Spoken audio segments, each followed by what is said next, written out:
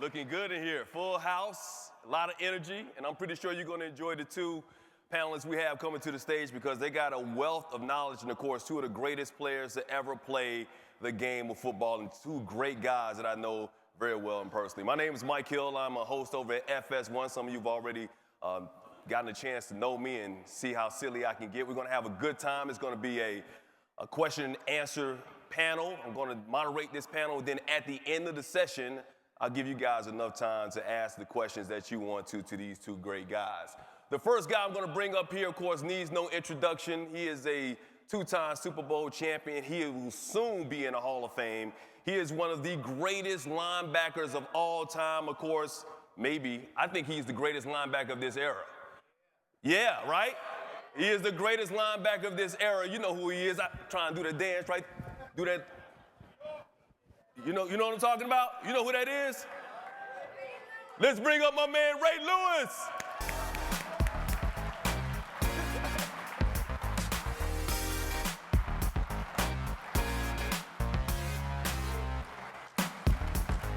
Any dogs in the house?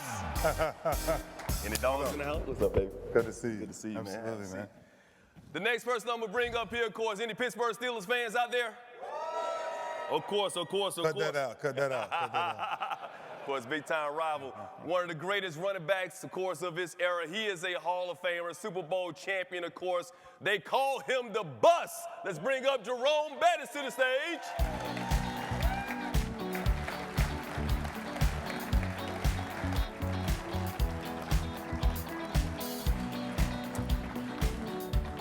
Could have started. Oh, come on, man. Could have started early. The Bus was How late. you doing, baby? Hey, how you doing, baby? You know, usually a Raven and the Steelers, we don't get that close. Y'all need me to sit between the two of you? Under the circumstances, Can I sit it's between okay. We could have started on time. See how this rivalry? I mean, you see I'm this? just saying. God. See how he trying to treat me bad? Hey, don't have a flashback, man, and start here. Man. All right. Man, right, yeah. These guys are going to talk to you about what youth football meant to them.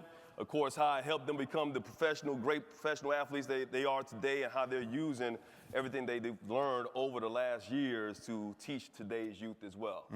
All right? You guys ready to go? Yeah, ready to go. Let me start off by let's take it way back. Let's go back in the way back machine. I know it was a long time ago. Take me back to that first high school football game. What do you remember about it? I got to hear Buzz' story. I've been waiting for it. Let me be a fan. Well, for me, my story was pretty unique because I didn't play Little League football. I didn't play junior football. I started at high school. So the first game I played in high school was the first game I'd ever played of football. Wow. So it was, needless to say, it was nerve-wracking because I didn't know how to play the game. And I was playing linebacker and everything was foreign to me. You know, I was aggressive, but I didn't know what I was doing. So it took a little while for me to kind of, you know, get reined in and understand the game. So You was playing linebacker? Oh yeah, I ended up being I was an All-American linebacker. All-American high school? I was an All-American linebacker. Really? I was the #2 linebacker in the country. I could have. Really? I could have took your job, but it was one of those. Really? This just got good. I was too short. Oh, okay. I was too short, so I figured it was better for me to play running back than it was for me to play linebacker. And actually, my high school coach was the one who actually convinced me to not play linebacker, but to play running back. What's crazy is, weren't you a running back in high school? Yeah, let me talk about I heard he couldn't tote it, though. I heard he couldn't tote it. hear that. I heard he could not tote it. What did the coach say? You got He to said listen he to couldn't what carry the mail. The coach said the He said man. he couldn't carry the mail. I couldn't believe it. I couldn't believe it. You know what? I'm not finna go through this. So it's interesting because, of course, I started playing in 1985. Ronnie Lott, Walter Payton, the guys was like, you know, this. I used to draw T-shirts with their numbers on it. Right. And wear them on, right? Didn't have a couple of T-shirts, right? And so, 10th grade, I go to Kathleen Senior High, and I had shuffled around a lot, so I didn't have a consistent school. And so when I got into high school, the first day, I'll never forget, I was like playing strong safety, and this guy by the name of William Campbell, who was starting in front of me, was a senior. And the Friday before, we got ready to play our first home game against Clewiston, right? And I'm sitting there, and Wednesday, we're sitting in the meeting Wednesday, and coach just says, out of the blue, Bus, he says, "You're starting this week." And I said, "I'm starting? Starting what?" He's like, "You're starting the game this Friday." And I'm like, wow. So I'm like, so everybody's trying to figure out what happened to William Campbell. Figured out he got in a fight, slammed somebody, broke his jaw. Whoa. And the opportunity fell in my lap. Now, something that's really interesting, I think everybody should know, is throughout the course of my career, and I won't skip, but throughout the course of my career, I've never really earned the coach's respect enough to get a job. Somebody always got hurt in front of me for me to get the job. Absolutely. So the motto of my life has always been, don't ever lose your job to me. You're never going to get it back. It worked out for you, but that shows you that you were prepared to Absolutely. step up when your number was called. Yeah. The most meaningful lesson that you learned from youth football that you still kind of carried through your career and that you still carry today? Well, for me, it was, my coach, it was all about life lessons. It wasn't about football. And so he was, really hard on us being on time, being courteous, being studious. And then his biggest thing was do the right thing. Mm-hmm. That was his motto. And so for us, as young men developing, we kind of took that with us. So it was always about being on time. He was big on that. So we learned at an early age that we had to do certain things that would enable us to then go forward and do more things. But he was very stringent on those simple processes that now you look at it today and you say, well, be on time. I was kind of on time. Do the right thing, and that's the most important part. So that's kind of how I've lived my life with that philosophy in terms of doing the right thing. Yeah, I think it was morals. It's kind of the same thing JB's saying. Like we had old school coaches. Mm-hmm. Yes, ma'am is yes, ma'am. Yes, sir is no, sir. Mm-hmm. I mean, yes, sir. And it will never change. And so I think all the values that I learned growing up in high school was I started to mimic everything my coach would do. So the way that he would respect people, the way that he would extend his hand, look them dead in the eye. So I kind of watched that, right? And Ziggy Marley said something to me. I had him on my podcast recently. He said something to me. I said, what was the biggest thing you learned from Papa Bob Marley? What did the biggest thing he told you? And he said, you know what? He actually didn't tell me anything. It was pure observation. Like he observed his father so well, he learned all of his father's traits by purely observing him. And I think that's what I did to all of my high school coaches. Like my high school coaches here now, Ernest Joe, I took him like a sponge, and everything as a man that he knew, I would practice. Like everything, mannerisms, how you stand, how you speak to people. And so when I got ready to really go into high school and college, people used to really make that a big emphasis. Like, wow, you're so respectful. Right. And still to this day, people like, don't call me ma'am. I say either I override you or I override my mother. Exactly. And I'm not overriding my mother. No, don't do don't do mama like that. Yeah, don't do mama like that. No, mama still get you. Yeah. Speak on that, because you got a lot of coaches out here. Mm-hmm. A lot of coaches are like father figures and lady coaches like mother figures out there. Yeah. What should their role, what advice would you give to them their role should be when it comes to not only teaching the X's and O's, but of course the life values? Yeah, I think, of course I have 4 sons, and so it's really interesting because I think coaches and kids are gonna get mad on this, but I think coaches should use the word no more than anything. In what way? Well, in every way. Okay. So it's one thing that high school football taught me. It was everything that I was told no about that made me actually want to go greater to achieve it. So nowadays, you get everything is yes. Coach, can I do this? Coach, can I do that? Yes, yes, yes. Anything to get them over to the side to do their own thing. But that's only for the good players, though. And that's the problem. Right. And that's the problem, because once you remove that, the core of a team, then you disturb what the real core is. Right. Yeah, the real core of a team is everybody must see it together, not separated because you're better than the other. Right. And I think that's the biggest thing. I teach my kids that. My kids come to me all the time. Dad, can I have it? No. Absolutely. Like, it's not a discussion. I'm just going to say no, because it then fires you to figure out why they said no to you, right? And then you want to go back and do it. I never forget, one of the best people in my life was linebacker coach Rouse was Randy Shannon. And he coached me. He was my first linebacker at the University of Miami. And he used to always tell me, I used to come in practice, and I used to say, I used to think I made a great play. Shoot through the gap, make the tackle. He'd be like, no. And I'd be like, Coach, I just made a 3-yard loss. He was like, yeah, but we could have done. So I'm like, wow. But then I started to understand it, that, yeah, I was getting there, but I was getting there by false stepping. Right? And I will go way later. I won't go into it now because I was humbled because of a Pittsburgh Steeler, because of fundamentals. I was fast, came into the league. I could run everywhere. And a Hall of Famer by the name of Damani Dawson taught me how to play football by playing against him.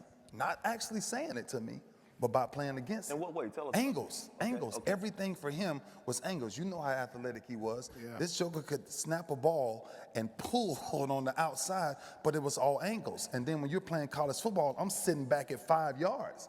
So when I get to the league, I'm still back at 5. My heels are at 5. So by the time I come downhill, we're meeting and he's cutting me off.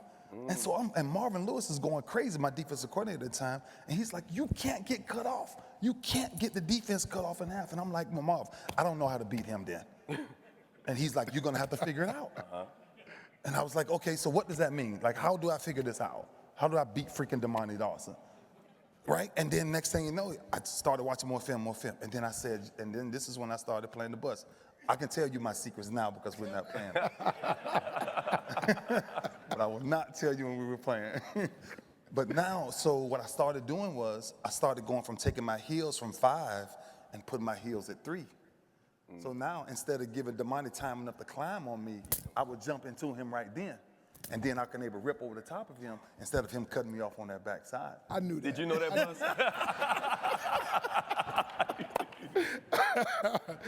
you got kids to play football? Yes, man. You got the kids? I've got a son now. He just played his first year of football. All right, so, a lot of high school coaches, I've heard them talking about dealing with the parents. Now, I've seen you on the sideline. I'm out of control. Out of control. Out of control. I've seen you on the side when your brother played in high school. Man. Just give them some advice about how to deal with you. It ain't no way to deal with me. I'm talking about that parent that's like, my baby should be playing. I know he better than so-and-so, Well, now, I don't mess with the coaches. I mess with the referees. Like this referee last night, I know he hate me. He fouled my son out last night, too, on purpose. I'm telling you, he did it on purpose. He fouled him out? Yeah, my son. Because of you? Yeah, because I'm telling him, I'm like saying to him right there, I'm like, are you ready to go home? Or you just want to let the kids play? Just let them play, right? And I think we call so many fouls. Anyway, don't make me go into basketball. I'll be here all night. All life lessons. Yeah, because I'm back. I'm going right back tonight. We got another game at night. It's at 6 o'clock. Just shh, don't say nothing. I can't. You can't? I can't. You know what? I honestly believe this, right? So one of the things I missed as a kid, and this is the coaches, truthfully, and this is what my high school coach done for me. One of the things I missed as a kid was I never had my father's voice. My father wasn't in my life, my entire life, until I became a man. I had my own kids by then. So I missed hearing a sound that will make me run through a wall. If I ever heard my father's voice, man, there's nothing I can't achieve. But that voice was always empty to me. So I was always looking for the approval of men. So that's why I took to so many coaches in so many different ways. I mean, every coach I've ever had, I took so much from them that they never knew I took from them because I never had that voice. I used to walk out of games and just have these incredible games, but never have a man to grab me and hug me. It's something, and I'm telling you this is for the coaches. One thing me and my high school coach had, we were affectionate. Like, man, that man would touch me. Right. Good job, baby. Right. And that right there, that was enough to take me over the edge, to come back and do anything he wanted me to do. And that's why, so now, for my kids, I want them to know, look, if you want me to come be quiet, I can watch it from the television. I can record it. Right. But if you want me to come be your dad, man, I'm as passionate as you. Right. Every play you feel, see, that's what kids don't understand. They think when they're out there that they don't know what they're doing, they don't think you know what they're doing. I've been there, done that. Every step you taking, every move you thinking about doing, I'm already ahead. You know, and just like last night, my son played this point guard last night from freaking Philadelphia. And this boy, Not just Philadelphia, freaking Philadelphia. freaking Philadelphia. Because, man, they came in there last night rough. Yeah. Got to be more careful. That's the Camden side of Philadelphia. And I'm telling my son, I said, this is a different type of basketball. That's right. I said, that's all these boys do. They come here to play basketball. And this point guard, he walk up to my son and size him up. I said, well, I can't do nothing. Yeah, you on your own. I said, you on your own now. You're on your own. Hey, some of these high school kids, man, you don't want to say anything. You don't want to say nothing. Yeah. Right. Yeah. Well, my advice to coaches now that I'm coaching my son's 9-year-old basketball team, and obviously you got the same situation. I'm on the sidelines working with kids, let them know, hey, you're gonna get more time, more opportunities. You'll get, but I think clarity is the key. I think if you talk to each kid and you let them know the expectations and you manage their expectations, but you also have that same conversation with the parents, I think clarity is the key. And so that if they ever do come back and say, well, listen, my son's not playing. Well, sir, I told you that he was the second team tight end. And that meant if he gets an opportunity, we want him to play more, but at this time, this is his expectations. We expect him to be the best second-team tight end we can have, and if the opportunity presents itself, then he's going to become our starter. But I think clarity is the key in terms of explaining out everyone's what your expectation of every player is, so that now everybody's on the same page. Right. And if that changes, then you let them know that changes, and it's very clear. And that's what I try to do with all the parents.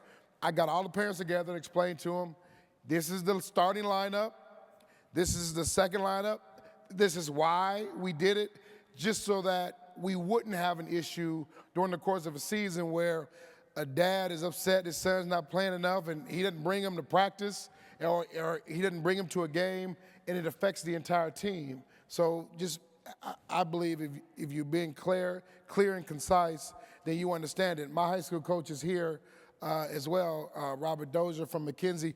He wasn't as clear and concise, but he told you what the deal was. My high school coach ain't here. He told you sit down, shut up. Go to broadcast. Right, That's exactly. Sometimes you want honesty. He said you need to go to broadcast. Let's speak on that a little bit more. Yeah, you need that honesty, man. It worked out for me. It worked out for you guys. Talk about that honesty, man, because we are living in a very politically correct world these days. Yeah. Well, not as much anymore, but, Lord Jesus. I'm sorry, is this Florida? This is a swing state. I'm sorry. Half and half. I know y'all from around the world. Sorry, Ohio and Michigan. Anyway, I'm sorry. Where am I? But I always believe that you should tell your kids how it is. Like my kids, somebody would tell my kids, oh, girl, you can sing. But if I know she can't sing, I'm not going to tell her to go embarrass the family name on American Idol. Right. Just don't. So when it comes to the clarity and being truthful and honest, give the coaches some advice about that as far as like their skill set. You want to encourage, you want to keep them on the team, but at the same time, everybody these days gets a participation trophy, it seems. Right. So how do you guys feel about that? Well, I still believe that you have to, express to the kids, the reality. So I had a situation where we had our third guard wanted to be the point guard, right? But he can't dribble. So I explained to him, I said, well, listen, I understand you have an issue. You want to be the starting guard, but you have to look at the ball when you dribble. Until you can dribble without looking at the ball, you cannot be the point guard. Mm-hmm. So now he has a clear understanding of what he has to do before he can be considered the point guard. And so I just think if you explain to every kid, hey, you're a hard worker, I love what you're doing, but you have some issues that we need to work with, okay? I'm your coach, it's my job to get you better. Mm-hmm. But at this point, he's the better football player because he does this. And I think if a kid can't understand that, then he's going to have a difficult time anyway. If I know that I am I can't dribble as good as this kid, and that's holding me back, well, then that tells me I need to go back, and after practice, I'm going to spend some time dribbling. I'm going to spend some time getting myself together, getting myself better. I'm going to ask my dad, can you help me dribble? Because I need some more work. And I think if you explain everything out, then they understand, because as a coach, it's hard to coach 10 guys and work on everybody's deficiencies during the course of a practice. It's impossible. But if you give every kid understanding of, hey, we're a team, now here's the things that you can work on, okay? We still are gonna be a good team, you're still gonna play, but when you get the opportunity, I want you to work on this. I want you to be a better player as a result of the things that I'm telling you. Because if I can tell you these things and you get better, then eventually now you start to close the gap between not only this guy, but the guy that's in Georgia or the guy that's in Cleveland that's gonna be the one that you're competing against to get that scholarship. So if you're very clear as to what they need to do, then now they can set their goals and they can raise their standard and to now be able to compete not only with the kid next to him, but with the kid nationally. Absolutely. You want to add to that? Dang, I don't know if I can add to that. I wouldn't speak after you in school. I can't speak after you either, man. No, but I think honestly, like, so we're in a different time, right? It's factual. We're in a different time. And when you watch sports now, right, and I truly believe this, I'm telling you, that we learned when I was growing up from the old school coaches, right? What you make your best friend will take you to wherever you want to go. Preach. Whatever you make your best friend, right? And so that's why I'm just telling coaches, if I'm a coach, you ain't walking into my meeting with your cell phone. It's just certain things you ain't doing. On the practice field, it's certain things you ain't conversating about, because the purity of sports is found in the fundamental of it. Right? And so the one thing that every coach I took something from, whether it's Jack Del Rio, Rex Ryan, Marvin Lewis, Mike Smith, Mike Pettin, all these guys, Mike Nolan, all of these guys that I had, I always took something from them. And growing up, I learned something that I think carried me the rest of my career. That if I simply paid attention enough, there is nothing I can't master. But kids now, we've missed that. We've missed the curve. Like, I always go back to my kids. My son last night telling me, Dad, I just want to get up in the morning and I just want to go shoot every day. Don't have to do that. Always be prepared to do that. Because he ran into a battle that he wasn't ready for, right? He ran into somebody who their entire life, they got one way out. And that's the difference with kids nowadays. See, when I was raised, for coaches, when I was raised, I had one way, one true way. And that's why sports was so dominant in my life, because it taught me everything. It taught me morals, it taught me integrity, it taught me character, it taught me respect, it taught me the lack of respect. It taught me you know what it taught me the most? That anything that I wanted to do, I control that. You control it. But if you're not distracted, because if you're distracted, you know, and I don't want to go too far with this, but our kids now are dealing in a different era now. You know, you think about something, I'll be very quick with this, a 30-second, just an understanding of how powerful, if we don't control our kids now.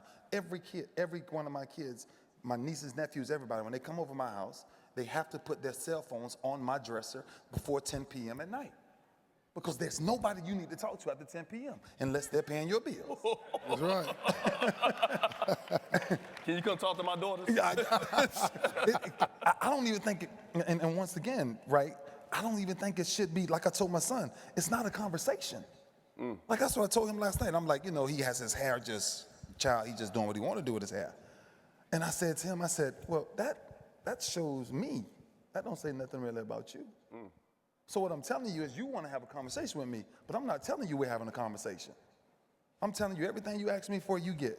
I asked you to cut your freaking hair, we got a problem. What's the problem? Like why? And that's what I think coaches, the reason what I'm saying about coaches is the stern coaches, the the ones who make you earn it and make you learn it, you will appreciate them when you become a man and one day become a father. I don't think there's anybody in here that if they were your son, they would disobey you. It'd be hard. It'd be hard. It'd be real hard. Cut your hair. Get in there and cut your hair. I'm softer though. I'm softer with him, so I get in trouble a lot. Talk about, you're talking about distractions. A lot of players, you guys play multiple sports in high school. Talk about to these guys I hear about, their kids who are playing multiple sports. They might play football, basketball, baseball. Do you think that they should have a special sport that they are just focused on, or is it better to play multiple sports? Because, it kind of crosses over, especially basketball and football. At 14 years old, every one of my children, every one of my sons, as well as my daughters, had to make a decision. Yeah, I was no longer going to drive to baseball practice, to football practice, to track practice, to swimming practice. No, I ain't doing all that. Do you think they know at that age what they really want? Absolutely. Okay. Yeah, and I think it's up to us to direct them where they want to be. You see a lot of kids wasting times in sports that they're just not good at. Like,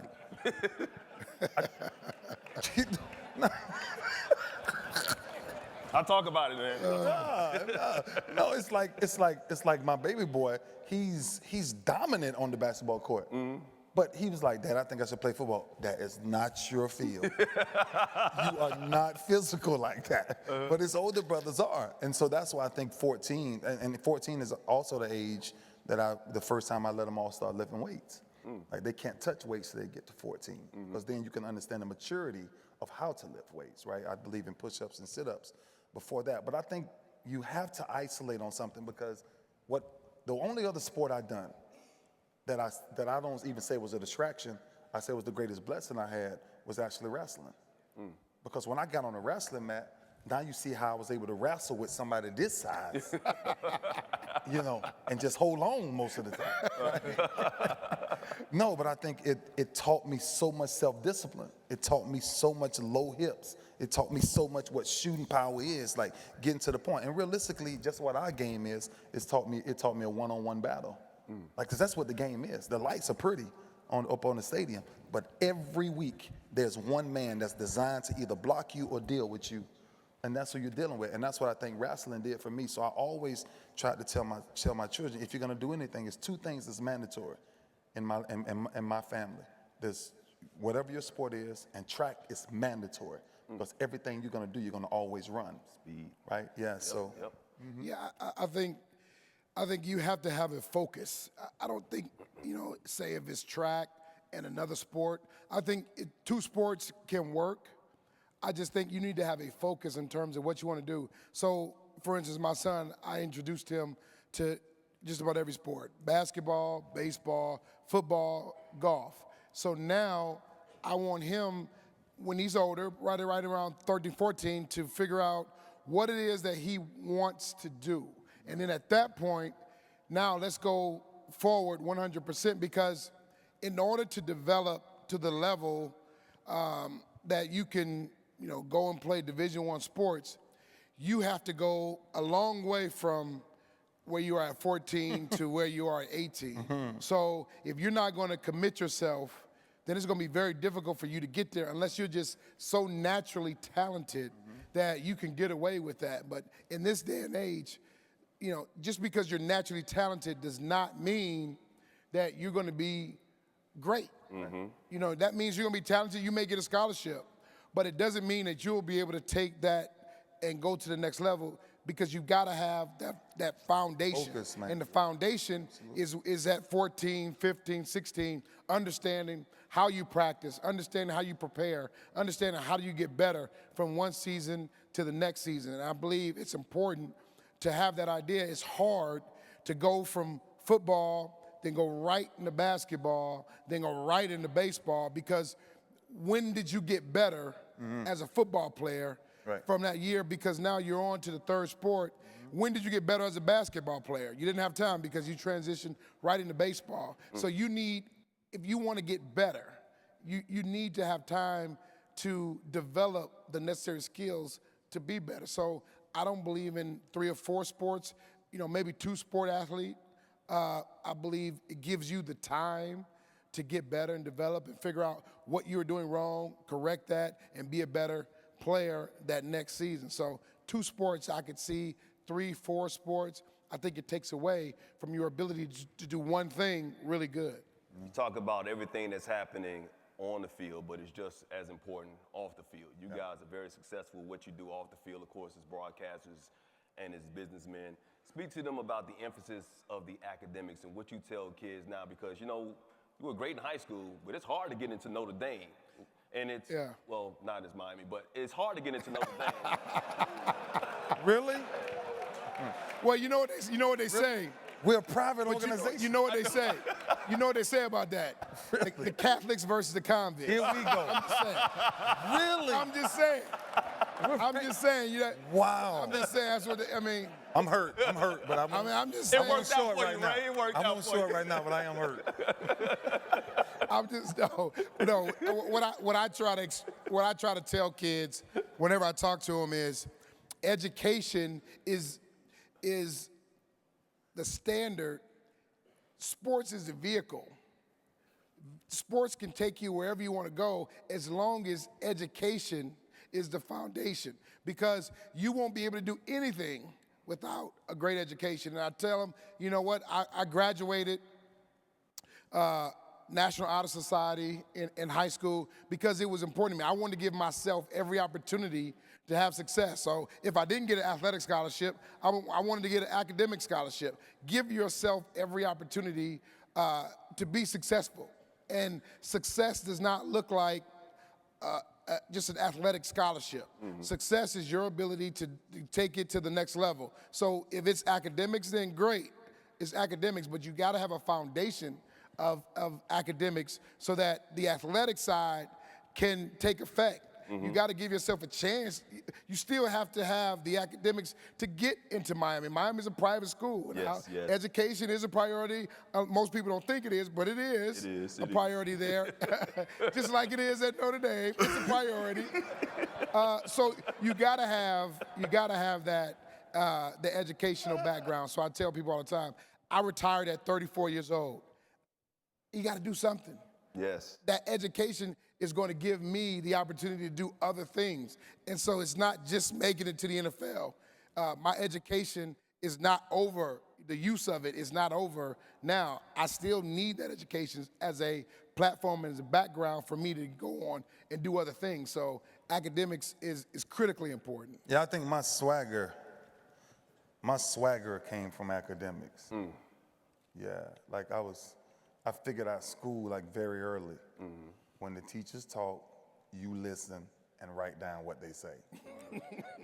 It's kind of simple, That's right? Good. That's very simple. They're gonna tell you how to go in the book and look for this and look for that. But I think what I did was, first of all, let me just cut through the chase to tell you why I couldn't have no other choice. My mother's hands are heavy. Like they heavy. Heavy hand. Right, and so she used to stand at the screen door, and if she knows something ain't right, she'll tell you to come past her to come in the house. Mm-hmm.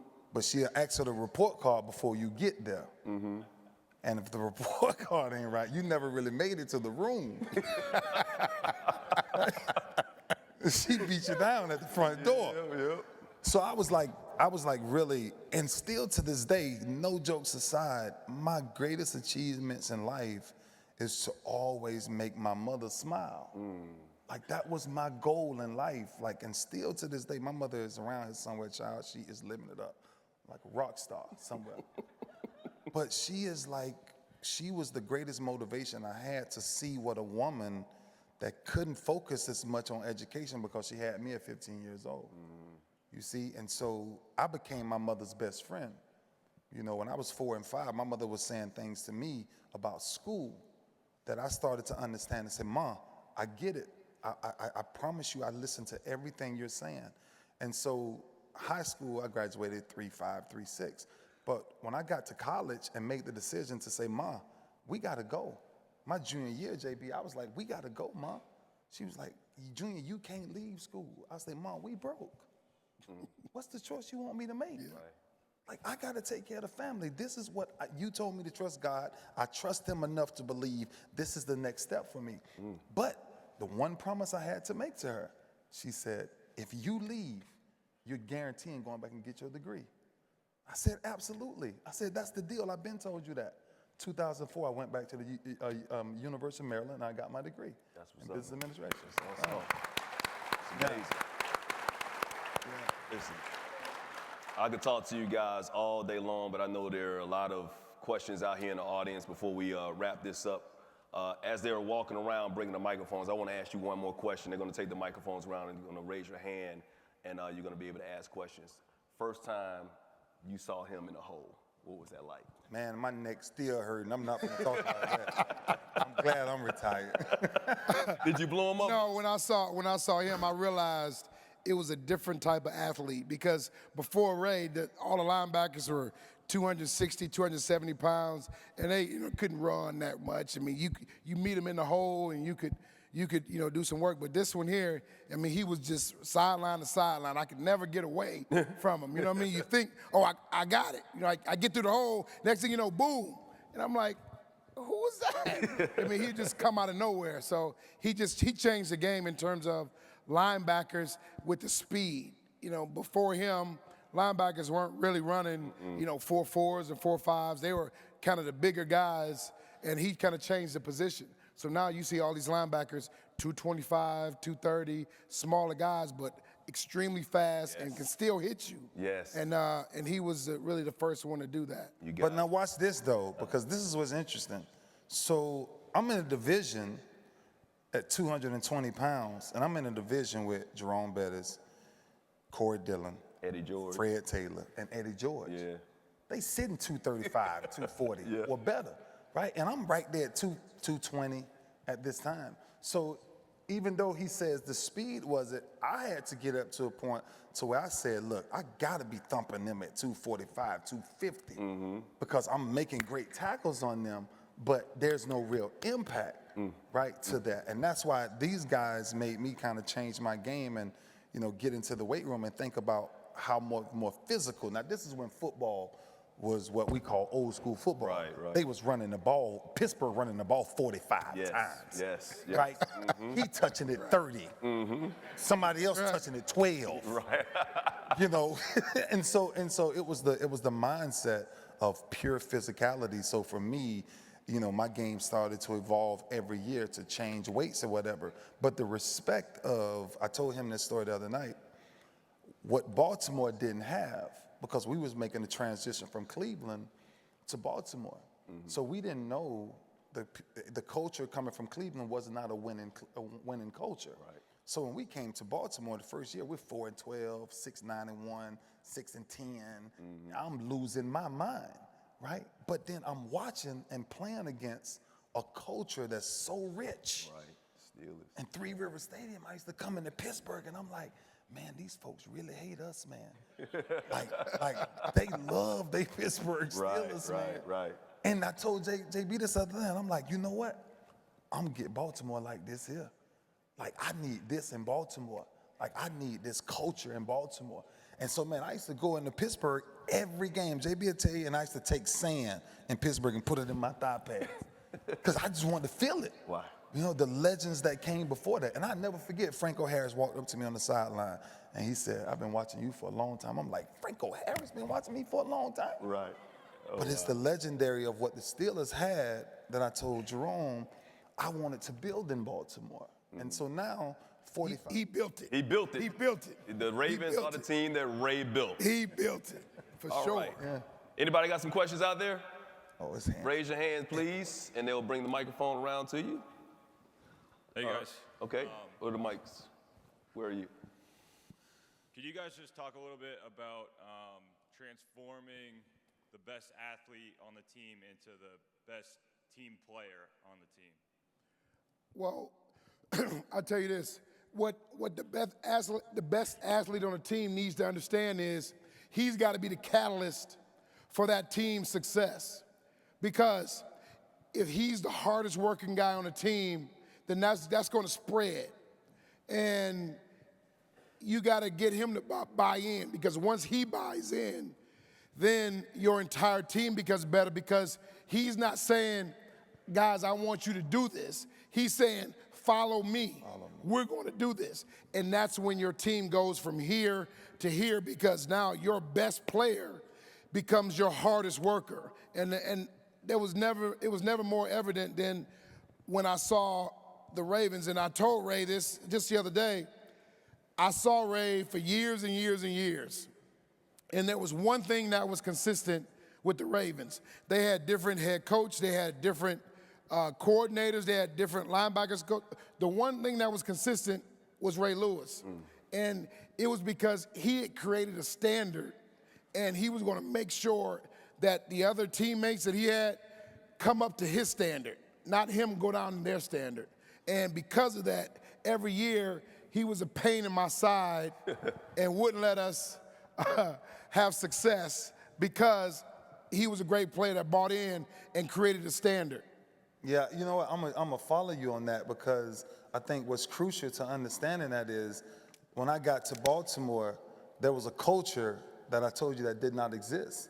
So defensively, running to the football was a way that I tricked everybody to buy in to me. So I believe the greatest leaders are the greatest servants, right? So you must serve before you lead.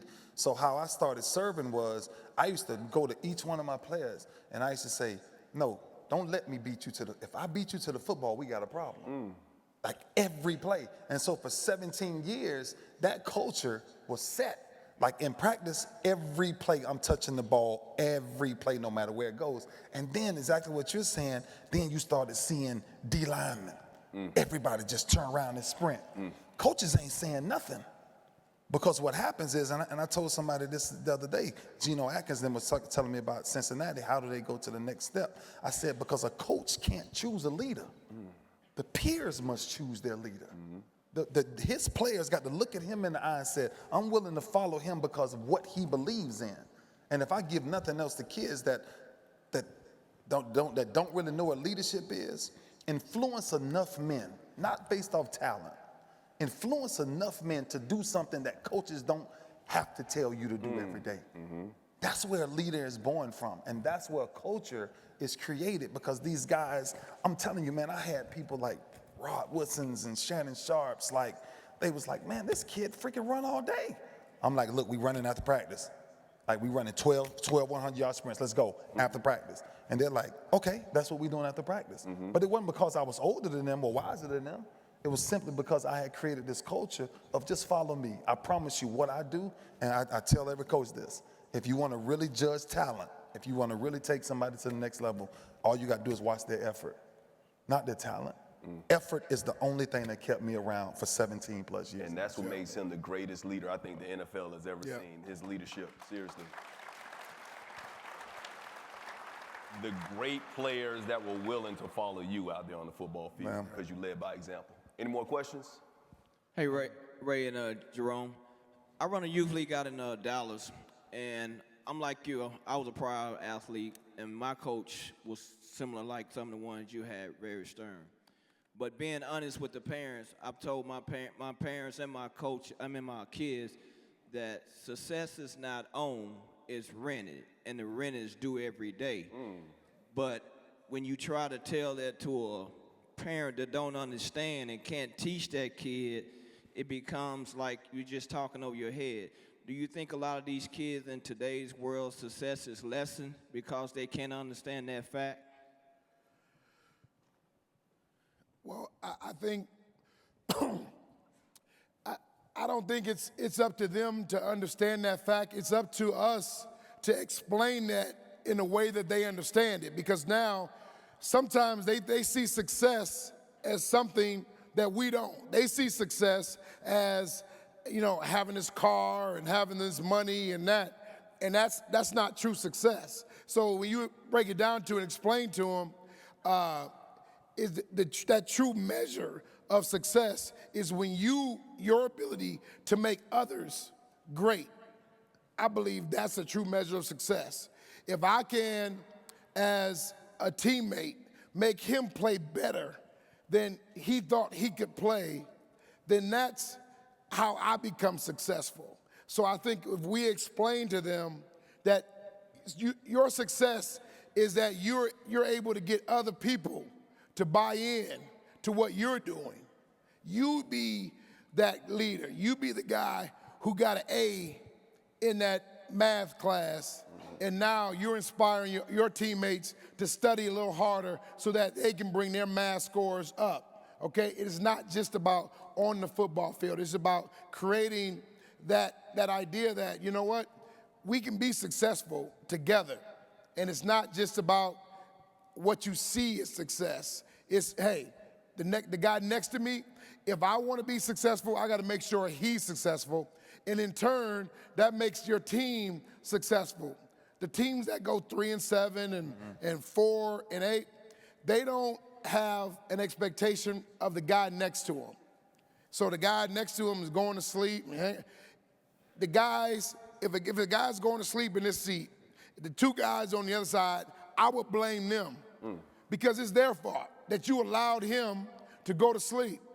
You got to expect more of your teammates, and that's why it's called a team. You're a team. So you got to expect him and hold him accountable, and that in turn you hold yourself accountable, and then that's how you have success. Because guess what? You look at him and you say, you know what? I need you to cover that running back, and then he's gonna say, well, if I make a mistake, hey, I need you to not jump offside. You're right. It won't happen again. But that's being accountable to each other, and it starts by showing them what success truly is. Man, I truly believe the greatest success of any person, athlete, superstar, whoever it is exactly what you're saying. It's your following. Your success goes hand in hand. My greatest achievements was not winning the Super Bowl. As crazy as that may sound, no Pro Bowls, no MVPs, no none of that. My greatest success in this business was transforming men to understand what manhood is.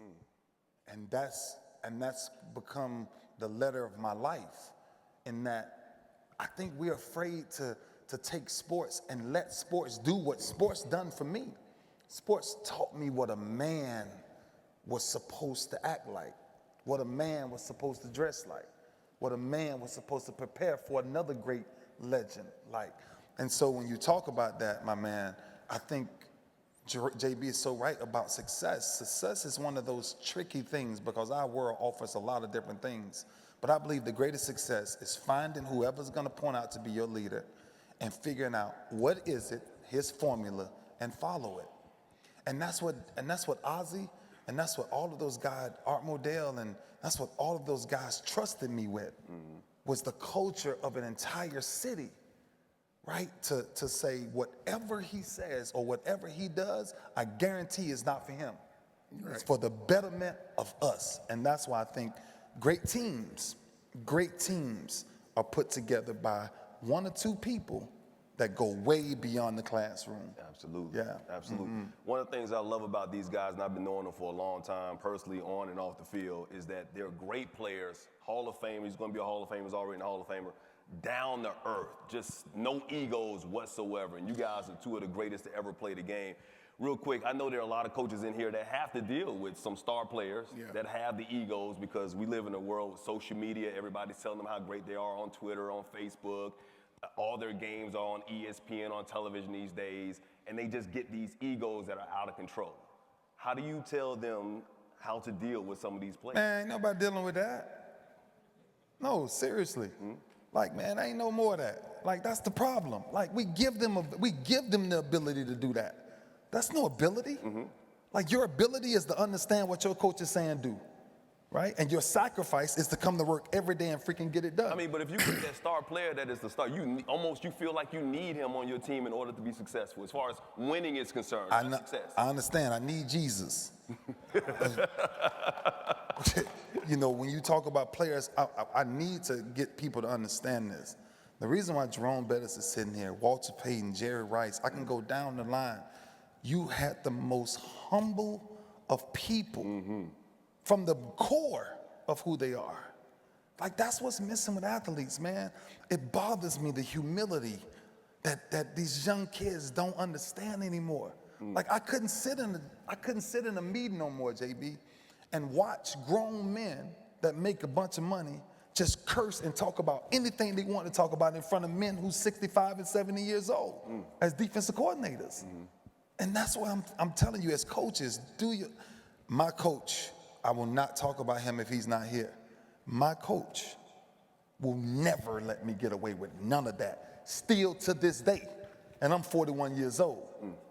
And when I walk in, I respect him still to this day, just like that. And that's what I'm telling us as coaches. We don't have to let that go and deal with the star player, all these mentalities of I'm this, I'm that. Show me that. Right. Show me you that. I think part of it too is you have to have and create a standard in your program that you don't allow any individual player to try to be outside of that standard. You make every single player meet that standard. And then when you do have that player that is having that success or is starting to get that, then you explain to them that the true great ones, they inspire their teammates. They make everyone else around them better, all right? And it's not just about you being the best. It's about making your team better. Always challenge that kid or that player, because when they get a big head is when they feel they've reached the pinnacle of success. But you explain to them, you ain't done nothing. Nothing. You ain't done nothing. Right. Yeah, you had 3 touchdowns. We won the state championship.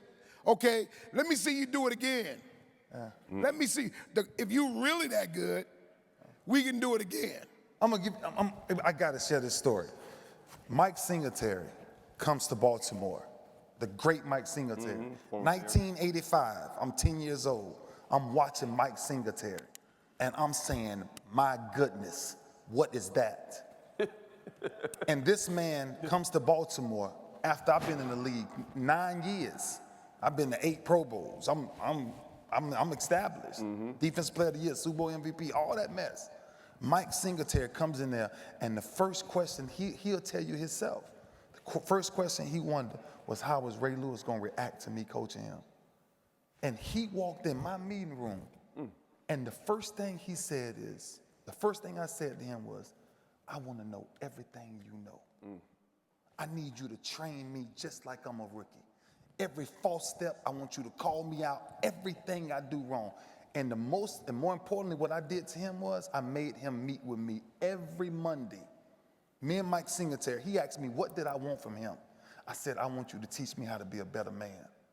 He met me every Monday with his Bible open, after practice, after film. And me and this man sat through there and just went through scriptures and went through life and went through everything. So what I'm telling you is, true superstars who reach this level, there's a certain level of humility that they respect the steps to get where they are now. And that's how they maintain it. That's how they maintain it. Because we are very fickle. We'll put you on a pedestal. Yeah. You'll be on dun-dun-dun, and the next thing you know, cut you right back down. Quickly. That's how they do it. Quickly. Very educational, very inspirational, these guys. I love you, man. I love you. And it's funny how we got a bromance now. They love each other. But I hated this guy. I hated him. No, don't say hate, Jerome. I'm joking. I didn't hate him. I don't know if they have a tape available of this, but hopefully if there is, you guys need to get it, take it back to your schools, take it back to your programs, and show every one of your kids, because this has been absolutely incredible. Give it up one more time for the bus, Jerome Bettis. And of course, Ray Lewis. Good stuff. Thank you, everybody. Come on.